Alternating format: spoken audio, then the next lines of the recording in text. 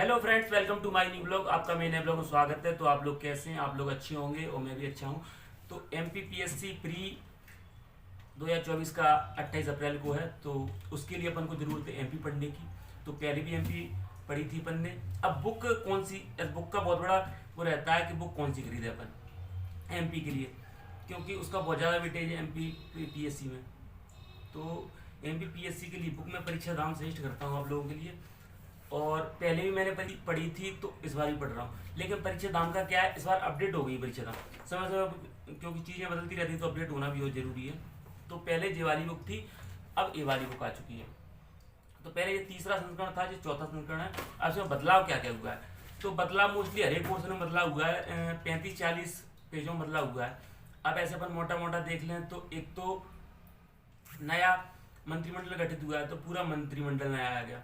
दूसरे नंबर पे जिले बने थे नए, तो 3 जिले वो आ गए। उनकी सारी चीज़ें, नदियाँ किसमें और राजमार्ग क्या, तो वो सारी चीज़ें इसमें अपडेट हो गई। अन्य चीज़ें थी वो भी आ गई, विविधि भी बढ़ गया। तो इस हिसाब से इसमें 35-40 पेज का अंतर। अब मैं आपको बताता हूँ किसमें किसमें कैसा क्या चेंज हुआ है। ऐसे मध्य प्रदेश की एक दृष्टि में इसमें दिया हुआ है। तो इसमें सामान्य परिचय, सामान्य पड़ोसी राज्य, ये तो वही होंगे। मध्य प्रदेश का राज्य, संभाग, संभाग वगैरह में बदलाव हो गया होगा, क्यों जिले हुए तो संभाग चेंज हुए होंगे। भूगोल, तो उसमें भी थोड़ा बदलाव हुआ है, भूगोल में भी। मतलब की अर्थव्यवस्था, तो अर्थव्यवस्था में भी चेंज हुआ है, क्योंकि अपडेट होता रहता है। तो मध्य प्रदेश की राज्य इसमें भी बदलाव हुआ है। कला संस्कृति, इसमें भी बदलाव हुआ है। जो नया नया है वो ऐड हो गया है। और इतिहास, हिस्ट्री में भी कुछ ऐड हुआ है। कुछ चला, कुछ गया होगा, कुछ आया होगा, इस तरीके से। और मध्य प्रदेश का विविध, तो विविध में अपडेट हुआ है। तो कुछ इस तरीके से आप लोग अगर परचेस करना चाहो तो परचेस कर सकते हो। मैं प्रमोशन नहीं कर रहा हूँ इसका, क्योंकि आप लोग कमेंट करते हो कि नया एडिशन आए तो बता देना, तो इसलिए मेरा दायित्व बनता है कि मैं आपको बता दूं। क्योंकि मैं मोस्टली जानकारी आपको दे रहा हूँ, तो इसकी भी जानकारी दे दूँ।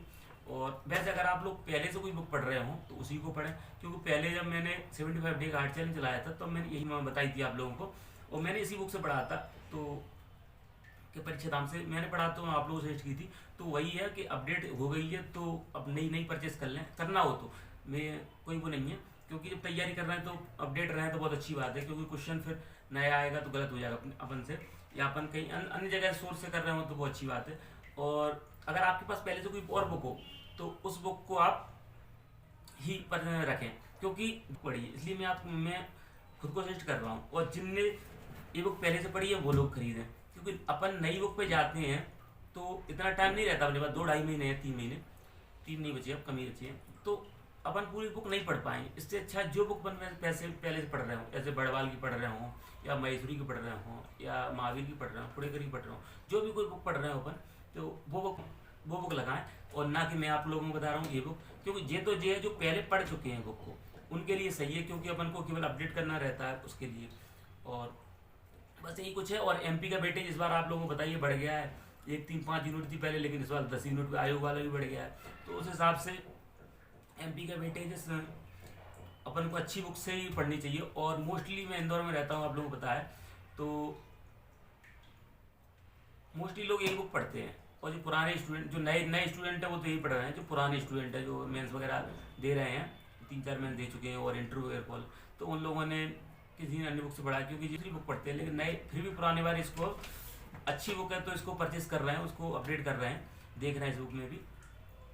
क्योंकि एक मेन बात, इस बुक में गलतियाँ नहीं है। गलतियाँ ना के बराबर गलतियाँ तो होती हैं, क्योंकि इंसान बनाएगा तो बुक तो गलतियाँ तो होंगी, स्वाभाविक सी बात है। लेकिन बहुत कम गलतियाँ, अन्य बुक की अपेक्षा बहुत कम गलतियाँ हैं। तो इसलिए अगर आप लोगों को बुक परचेस करनी हो तो कर सकते हैं। मैं कोई प्रमोशन नहीं कर रहा हूँ इस बार, और बता देता हूँ, प्रमोशन नहीं कर रहा हूँ, केवल मैंने परचेस की इसलिए मैं आपको बता रहा हूँ।